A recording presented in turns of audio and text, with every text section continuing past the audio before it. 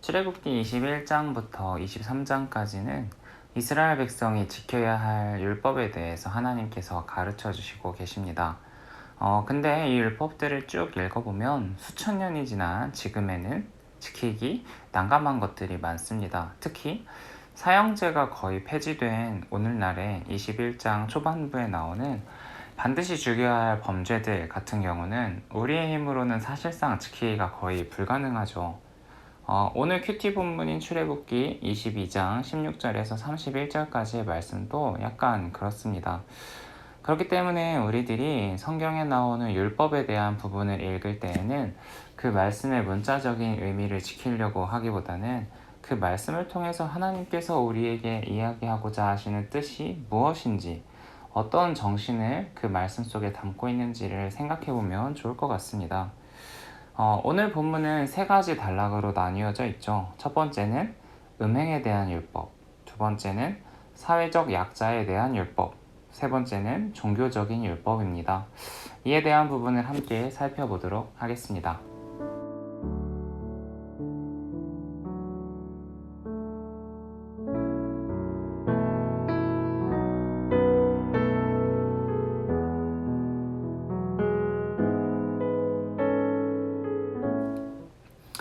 네, 첫 번째는 음행, 즉 음란한 행위에 대한 율법입니다. 여기에서는 혼전순결에 대한 부분과 이방신에 대한 율법이 담겨 있네요. 쉽게 말하면 몸의 정결과 영적인 정결 둘 다 힘써야 한다는 의미입니다. 몸의 정결은 우리도 잘 알다시피 혼전순결을 지키지 못한다거나 결혼을 했음에도 다른 이성과 간음을 한다거나 음란한 행위를 한다거나 하는 부분입니다.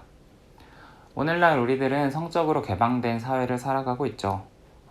그래서 이 말씀에 대해서 꼰대와 같은 고리타분한 말씀으로 받아들이기가 쉽습니다. 그럼에도 불구하고 우리들은 몸과 마음을 정결하게 지키는 것이 매우 중요합니다. 왜냐하면 성적인 죄만큼 우리로 하여금 하나님으로부터 멀어지게 만드는 죄가 없기 때문입니다. 그런데 우리가 믿는 하나님께서 과연 우리가 성적으로 죄를 짓는다고 해서 바로 우리를 지옥불에 떨어뜨리는 그런 하나님이실까요? 저는 그렇지 않다고 확신합니다. 우리가 그 죄에 대해서 회개하고 돌이킨다면 하나님께서는 분명히 우리를 용서하실 것입니다. 그러나 우리 육신은 연약하고 또 성적인 죄는 중독성이 심각하기 때문에 우리가 음행을 하면 할수록 우리는 죄로부터 돌아가기 쉽지 않아지고 점점 더 회개하기 어려워질 것입니다. 그렇기 때문에 우리는 성적인 죄에 대해서 계속해서 경각심을 가지고 짓지 않도록 노력해야만 합니다. 영적인 정결에 대한 부분은 하나님의 자녀로서 다른 신들을 섬기지 않는 것들이죠.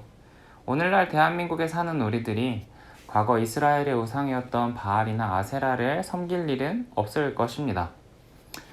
우상은 단순히 하나님 외에 다른 신을 섬기는 그런 것이 아닙니다.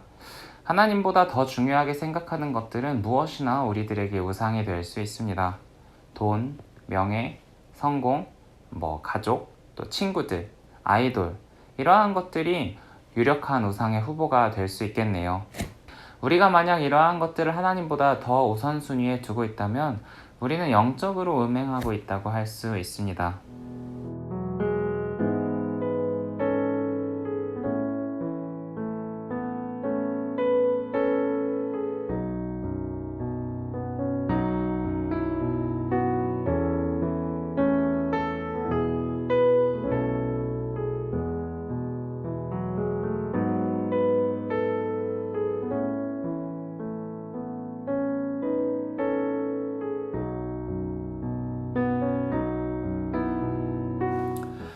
두 번째는 사회적 약자에 대한 율법입니다. 본문에서 말하고 있는 약자의 대상은 이스라엘 민족이 아닌 이방인, 남편을 잃은 미망인, 부모가 없는 고아, 그리고 가난한 사람들입니다.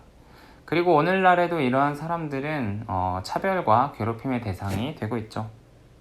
지금 우리들은 차별과 혐오의 시대를 살아가고 있습니다. 근데 저는요, 이 차별과 혐오의 시대를 살아간다는 것이 꼭 나쁜 것만은 아니라고 생각해요. 왜냐하면 이전에는 차별과 혐오라고 생각하지도 못했던 것들에 대해서 문제 제기가 이루어지고 또 그것들을 인식해 나가고 고쳐나가고 있는 과정에서 사회가 지금 이렇게 시끄럽고 혼란스러운 것이라고 생각합니다. 그래서 저는 이 시끄러운 시기가 지나가면 지금보다 한결 나은 세상이 될 거라고 믿습니다. 그리고 이 새로운 세상이 다가오는데, 차별과 혐오가 없어지는 세상이 다가오는 데 있어서 그리스도인들이 힘써야 한다고 생각합니다. 외국인들에 대한 인종차별, 결손 과정과 경제적으로 어려운 사람들에 대한 차별과 혐오를 우리들부터 하지 말아야 하겠습니다. 가장 먼저는 차별과 비하 용어를 사용하지 않는 것으로부터 시작하면 좋겠네요. 우리의 생활에는 이미 이러한 용어들이 만연하고 있습니다만 여기에서 특별히 언급하지는 않도록 할게요. 그러나 우리들의 언어 생활이 바뀐다면은 우리들의 차별과 혐오로 이어지지 않는 다른 행동으로 계속해서 이어나갈 수 있을 거라고 생각합니다.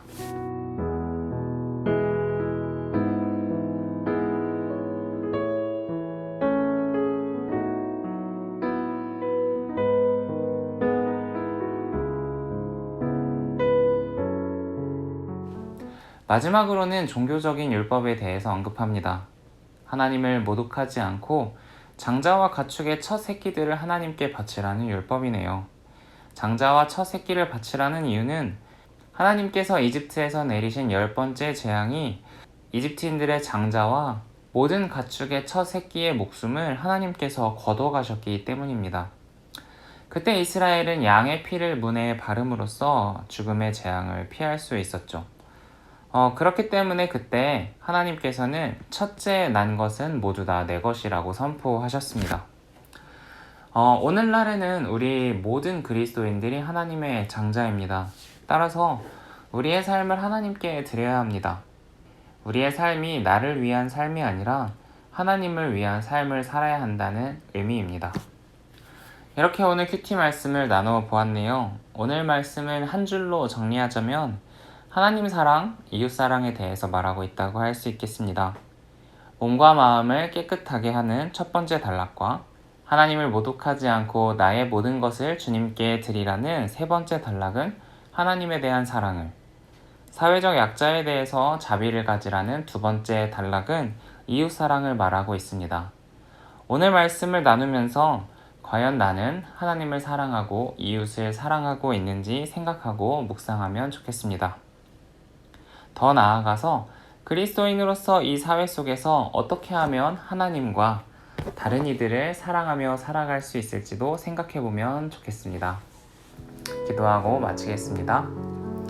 사랑과 은혜가 충만하신 아버지 하나님, 오늘도 우리가 함께 큐티 말씀을 나누게 하시니 감사합니다. 주께서 우리에게 주시는 많은 율법들이 있지만 하나님께서는 율법으로 하여금 우리를 구속하는 것이 아니라 오히려 죄로부터 우리를 자유롭게 하시려고 하셨음을 믿습니다. 아버지 하나님, 우리가 이 말씀을 통해서 우리의 삶을 제한하고 죄를 짓지 않도록 우리를 올가매는 것이 아니라 하나님께 더 가까이 가고 주님을 올바로 사랑하고 이웃을 사랑할 수 있는 우리들이 되도록 인도하여 주시옵소서. 오늘 말씀을 나누는 모든 청소년들에게 주님의 사랑과 자비를 주시기를 소망하며 언제나 우리를 사랑하시는 예수 그리스도의 이름으로 기도합니다. 아멘.